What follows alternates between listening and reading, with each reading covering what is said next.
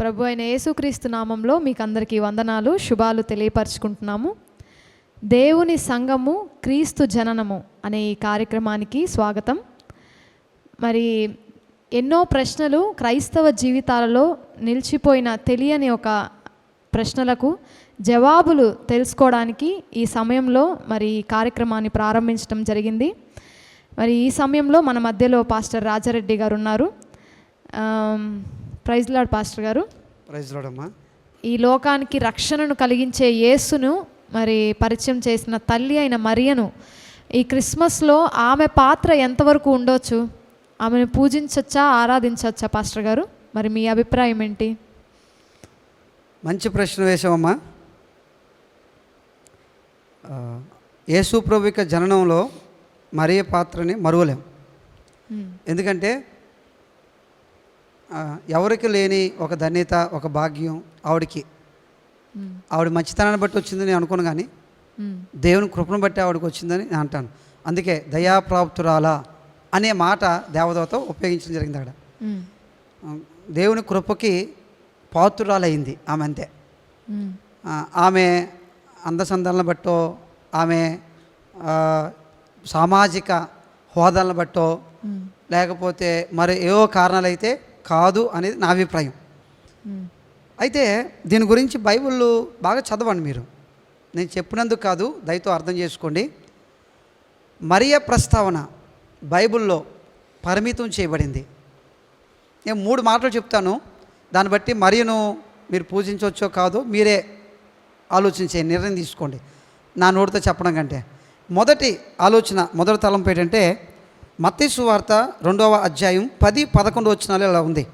వారు ఆ నక్షత్రమును చూసి ఆనందభరితులై ఇంటిలోనికి వచ్చి తల్లి అయిన మరియను ఆ శిశువును చూసి, ఇక్కడ బాగా నోట్ చేసుకోమ్మా, జ్ఞానులు ఆ ఇంటిలోనికి వచ్చి ఆ ఇంటిలోని తల్లి అయిన మరియను ఆ శిశువును చూసి, ఎంతమందిని చూశారు వీళ్ళు?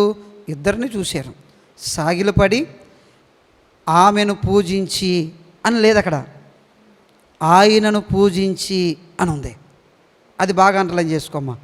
అలాగే తమ పెట్టెలు విప్పి బంగారమును, సాంబ్రాణిని, బోలమును కానుకలుగా ఆమెకు సమర్పించిరి అని లేదు, అక్కడ ఆయనకు సమర్పించిరి అని ఉంది. అక్కడ ఒకవేళ ఉంటే ఇలా ఉండొచ్చు కదా, వారిని పూజించిరి, వారికి సమర్పించిరి అని ఉండాలి కనీసం. ఎందుకంటే మరియను యేసుప్రభుని ఇద్దరిని ఒకవేళ వాళ్ళు పూజించాలి, కానుకలు అర్పించాలనుకుంటే వారు అని ఉండాలి, లేదా ఆమె అని ఉండాలి. నిజంగా యేసు ప్రభు ఇంపార్టెంటా, మరి ఇంపార్టెంటా అంటే ఎవరు ఇంపార్టెంట్ ఇద్దరిలోని? యేసు ప్రభువే అన్నది నేను కాదు చెప్పేది, జ్ఞానులు చెప్తున్నారు. కనుక మరియను పూజించలేదు వాళ్ళు, మరియను ఆరాధించలేదు వాళ్ళు, మరి యొక్క కానుకలు ఇవ్వలేదు. ఎందుకంటే ఆ మొదటి సందర్భంలో ఆ సంతోషకరమైన స్థితిలో పుట్టిన బిడ్డ కంటే ఆ బిడ్డకు జన్మమిచ్చిన తల్లి మీద ఎక్కువ ఫోకస్ పెడతాం మనం. ఎందుకంటే ఈ బిడ్డ పసిప్రాయంలో ఉన్నాడు కనుక మనం ఏం చేసినా బిడ్డకు తెలియదు, కానీ ఈవిడ తెలుస్తుంది. ఏమేం చేసినా ఈవిడ సంతోషంతో మురిసిపోతుంది.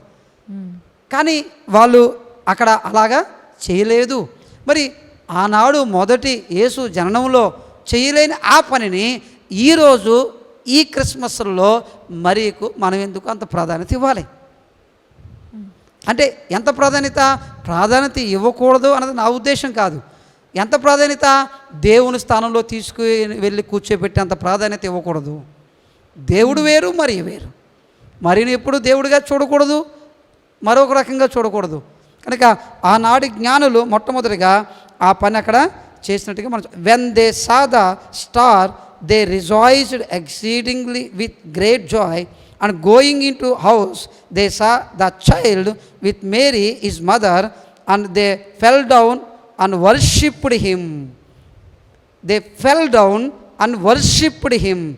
Then opening their treasures they offered him అని ఉంది. కనుక వాళ్ళు యేసుకు సాష్టాంగ నమస్కారం చేశారే కానీ మరియకు సాష్టాంగ నమస్కారం చేయలేదు.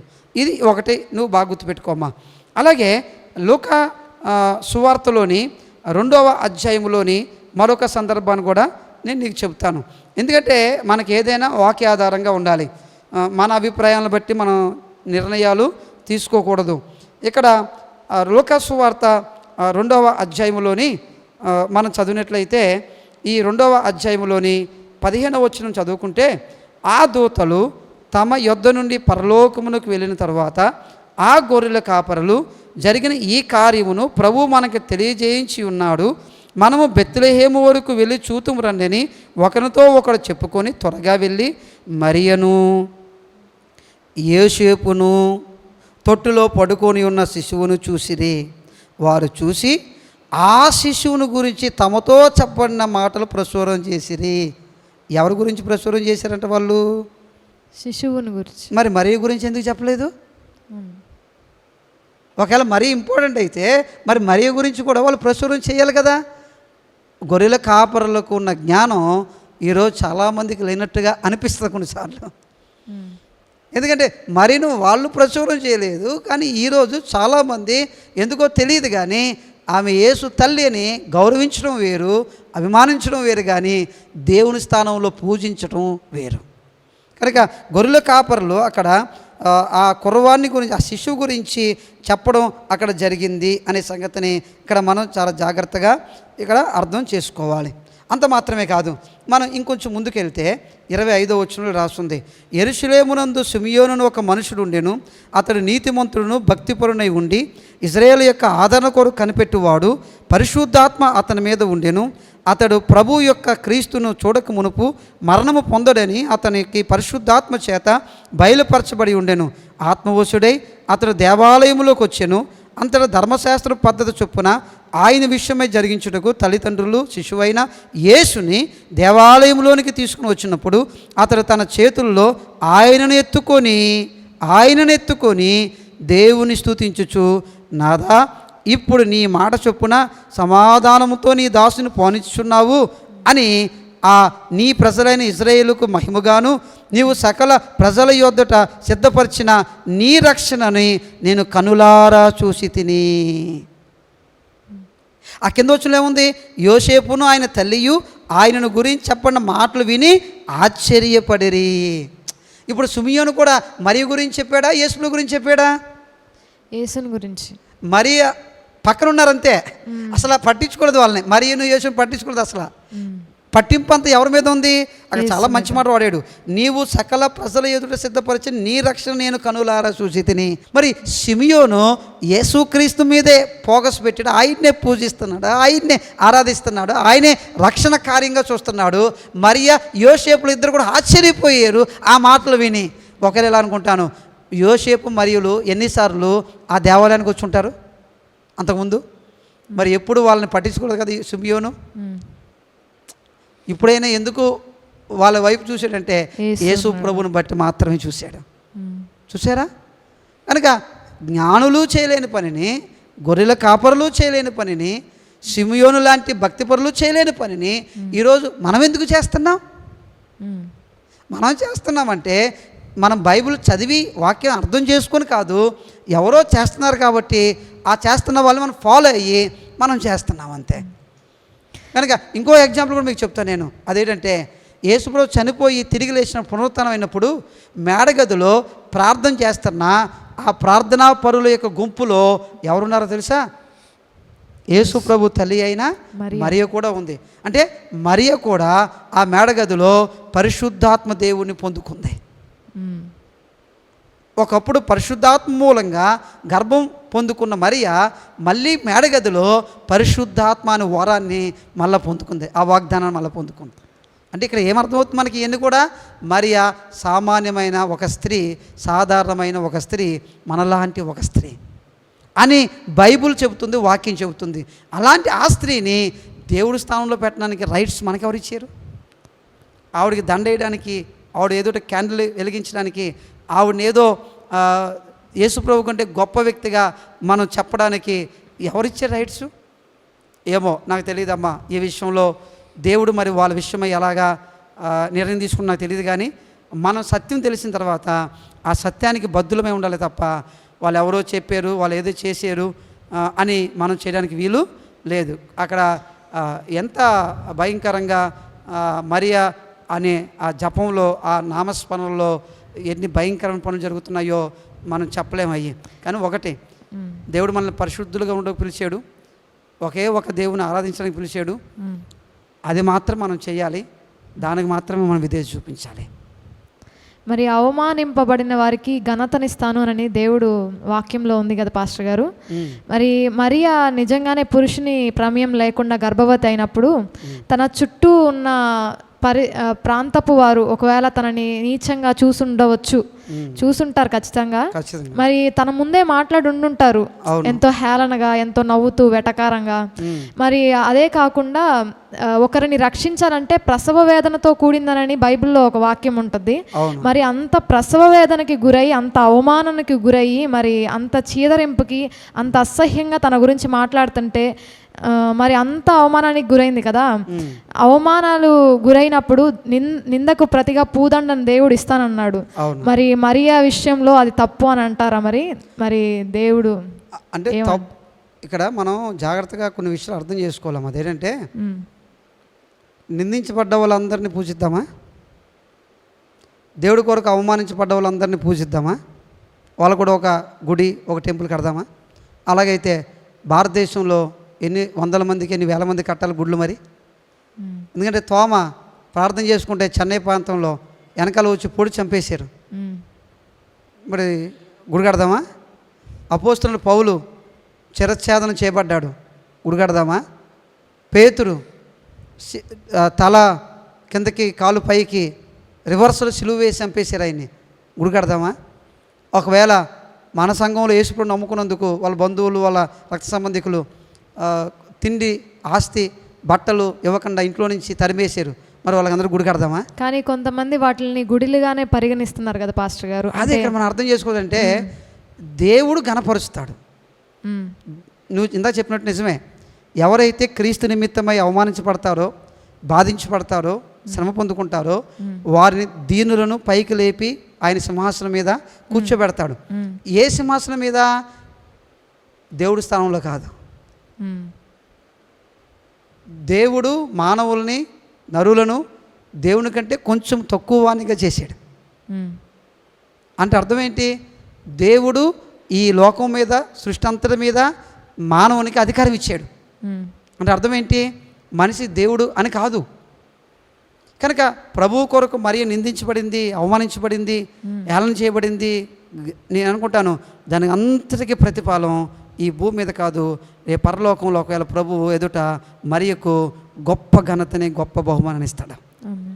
ఆ బహుమానం, ఆ ఘనత ఈ భూమి మీద మనం కోరుకోలే. కానీ ఈ భూమి మీద ఉండగానే దేవుడి స్థానంలో కూర్చుంటాను, సింహాసనం మీద కూర్చుంటాను, నన్ను కూడా పూజించండి, నాకు మొక్కండి, నా దర్శనం చేసుకోండి అని నువ్వు చెబితే నువ్వు కూడా ఒక సాతానుగా తయారవుతావు. సాతాను తయారైంది ఎందుకు? అందుకే కదా. సాతాను అన్నవాడు లేడు ముందు. ఎలా తయారయ్యాడు? దేవుని సింహాసనం కంటే ఇంకొంచెం ఎక్కువగా వెళ్దాం అనుకున్నాడు కదా, అక్కడే కదా వాడు సాతాను అయిపోయాడు. మరి కొంతమంది తల్లిని, మనకొక తల్లి ఉంది అనని బోధ తీసుకొని వస్తున్నారు. మరి అక్కడ మేము ఎలాగా అంటే, చాలామంది దానిని మీరు చెప్పినట్లుగా దానితో ఏకీభవించలేరు. దేవునికి ఘనతనివ్వాల్సింది దేవుని కంటే ఎవరికి ఆపాదింపడానికి యోగ్యమైంది కాదు అని నమ్ముతున్న వారికి ఎలా జవాబు చెప్పగలరు? మనకు ఒక తల్లి ఉంది అంటున్న వారికి. మనకు ఒక తల్లి ఉన్నదండి, తల్లి సంఘం అది వేరు, ఈ మరియమ్మది వేరు. మరియమ్మది ఏంటంటే కాన్సెప్ట్ ఏంటంటే, పరిశుద్ధులు మన ప్రార్థనల్ని దేవుడి దగ్గర తీసుకుని వెళ్తారు. కాబట్టి కొంతమంది పరిశుద్ధులు అంటే మరియా, పౌలు, పేతురు ఇలాంటి వారిని మధ్యవర్తులుగా పెట్టుకుంటారు వాళ్ళ ప్రార్థనలకి. ఎందుకంటే మనం పాపులం కదా, మన ప్రార్థన దేవుడు ఆలకించడు. మరియా కానీ చెప్పింది అనుకోండి, ఎన్నో చేస్తారు ఆయన. అదే పేతురు కానీ చెప్పాడు అనుకోండి, వెంటనే చేస్తాడు ఆయన. అదే పౌలు కానీ చెప్పాడు అనుకోండి, వెంటనే చేస్తాడు. కాబట్టి కొన్ని క్రైస్తవ శాఖల్లో, కొన్ని శాఖలు ఈ మరియను, ఈ పేతురుని, ఈ పౌలుని, వీళ్ళ బొమ్మలు, వీళ్ళ విగ్రహాలు ఎక్కువగా పెట్టుకొని వాళ్ళ దగ్గరికి వెళ్ళి, అమ్మ మా గురించి కొంచెం యేసుప్రభు చెప్పకూడదా అని వీళ్ళ దగ్గరికి వెళ్ళి చెప్పమనేది దేవుడికే, కానీ త్రూ నీ ద్వారా వెళ్ళాలి అని ఆశపడతారు వీళ్ళు. ఆ క్రమంలో మరియా వర్షిప్ ఈ వర్షిప్లన్నీ వచ్చేసినాయి. అది తెలియని చాలామంది ఏమనుకున్నారు, ఓహో ఈవిడే దేవుడు అనుకుని ఆవిడకి దాంట్లో వేయడం స్టార్ట్ చేశారు. అది ఒక కాన్సెప్ట్. అది నువ్వు కాన్సెప్ట్ చెప్పినట్టు తల్లి ఉంది మనకి అన్నది. ఆ తల్లి బైబిల్లోని దేవుడు ఎలాగ తండ్రిగా ఉన్నాడో ఈక్వల్గా మనకి పరలోకంలో ఒక తల్లి ఉంది అని ఒక బోధ వచ్చింది. ఆ బోధకి ఆధారం మరీ కాదు, ఆ బోధకి ఆధారం ఏంటంటే నూతన యెరూషలేము, మనకు ఒక తల్లి ఉంది పరలోకంలో, ఆ తల్లిని కూడా నమ్మాలి. అంటే గలతీయులకు రాసిన పత్రికలో పౌలు అంటాడు, ఏమంటాడంటే మనకు పైన ఉన్నది యెరూషలేము, అది తల్లి. అది ఆగరు షారా గురించి ప్రస్తావిస్తూ, అని సీనాయి కొండ గురించి యెరూషలేము గురించి ప్రస్తావిస్తూ యెరూషలేమును ఒక తల్లిగా అభివర్ణిస్తాడు ఆయన ఆ పత్రికలోని. దాన్ని వాళ్ళు తీసుకొని ఈ తల్లి ఉంది, ఈ తల్లిని నమ్మాలి లేకపోతే రక్షణ పొందమని వాళ్ళు ఒక బోధన తీసుకొచ్చారు. ఆ కాన్సెప్ట్ వేరు, మరియా అనే ఈ కాన్సెప్ట్ వేరు. ఈ కాన్సెప్ట్లో మధ్యవర్తులుగా పెట్టుకోవడం ద్వారా వీళ్ళు కొంతమంది సోకాళ్ళు అది ఒక వ్యాపారంగా కూడా కొంతమంది పరిగణించుకుంటున్నారు. అక్కడ చాలా రకాలుగా మొక్కుబడులన్నీ గుండు గీయించుకోవడం అనేది, తర్వాత టెంకాయలు కొట్టడం అనేది, కొవ్వొత్తులు వెలిగించడం అనేది, ఇవన్నీ కూడా ఇంకా ఈ లోక సంబంధంగా ఒక వ్యాపార సంబంధంగా మారిపోయింది. అది ఆ వ్యాపారంలోకి వెళ్ళినోడు ఏం చేస్తాడు, సత్యం తెలిసినా వాడు చెప్పలేడు. ఇంకా ఎందుకంటే చెబితే ఏం పోతుంది, వ్యాపారం పోతుంది. బైబిల్లో కూడా పౌలు పుతోను అనే దెయ్యం వెలగొట్టినప్పుడు ఆ దెయ్యం వెళ్ళిపోవడం వల్ల తన యజమానికి బహు లాభం సంపాదిస్తుంది కదా, ఆ యజమానులకు ఏమొచ్చింది, పౌలు మీద కోపం వచ్చింది. కోపం వచ్చి పౌలుని ఎక్కడ తీసుకెళ్ళారు, జైల్లో పాడేశారు, తీసుకెళ్ళి కొట్టించారు. కానీ పుతోను దెయ్యం విడిచిపెట్టబడడం అనేది మంచిదే కదా, కానీ దాని సైతం కూడా యజమానులు ఒప్పుకోలేకపోయారు. కారణం వారి వ్యాపారం పోయింది. కనుక కొంతమంది ఏవో వారికి సంబంధించిన కొన్ని విషయాలు నిమిత్తమై సత్యమని తెలుసు కూడా అందులో నుంచి బయటికి రాలేని పరిస్థితి. కొంతమంది అక్కడ ఉంటే ఏ తప్పని చేయొచ్చు, ఏం ఇబ్బంది లేదు. అదే యేసు దగ్గరికి వచ్చి ఇలాగా ఆయన్నే మాత్రమే నమ్ముకున్నాం అనుకోండి, పరిశుద్ధంగా బతకాలి. కానీ వాళ్ళు కష్టంగా ఉంది. కానీ అక్కడైతే కిలీలు వేసుకోవచ్చు, సిగరెట్ తాగొచ్చు, జపమాలం వేసుకోవచ్చు, అక్కడికి వెళ్ళొచ్చు, ఏదో గుండె ఇంటికి చేయొచ్చు, మళ్ళీ వచ్చేయచ్చు. అంటే భక్తి అన్నది వాళ్ళకి ఈజీగా ఉంటుంది, అక్కడ పెద్ద నొప్పి తగలదు. కాబట్టి దాన్ని బట్టి కూడా ఇదేదో బాగుంటారా బాబు, ఎలాగైతేనేమి యేసుప్రభు ఉన్నాడు కదా మొత్తం మీద అనుకొని అక్కడ కూడా ఆ యేసుప్రభుని చూసుకొని మరీను వెంబడిస్తూ ఉన్నారు. ఇది ఒక రోజుకి మరి దేవుని యొక్క తీర్పులో ఇవన్నీ నిలబడవు. నాకు తెలిసినంత వరకు దేవుని యొక్క ఆలోచనలో ఇవన్నీ నిలబడవు. ఇవన్నీ మరి చాలా చక్కగా వివరించారు పాస్టర్ గారు. అంటే చాలా విషయాలు ఇప్పుడు సమాజంలో దేవుడు చెప్పినట్లుగా చివరి దినాలలో మరి ఎన్నో అపోహలు, దేవుని నుండి మనల్ని ఎడబాసే విషయాలు, ఎన్నో అనుమానాలు మన మదిలో రేకెత్తింపబడతాయి అంది రుజువుగా మరి ఎన్నో విషయాలు ఇప్పుడు మనం ప్రస్తావించిన ఎన్నో మాటలు దాంట్లో ప్రాముఖ్యమైనవి ఉన్నాయి. మరి అవి పట్టుకున్న వారికి ముఖ్యంగా మరి అవి కనబడతాయని నేను ఆలోచించుకుంటున్నాను. మరి ఈ సమయాన్ని మాకు కేటాయించి మరి ఇంతగా వివరణ మాకు ఇచ్చిన మీకు చాలా ధన్యవాదాలు పాస్టర్ గారు. ప్రైజ్ ది లార్డ్ అండి. Praise the Lord. God bless you అమ్మా. God bless you.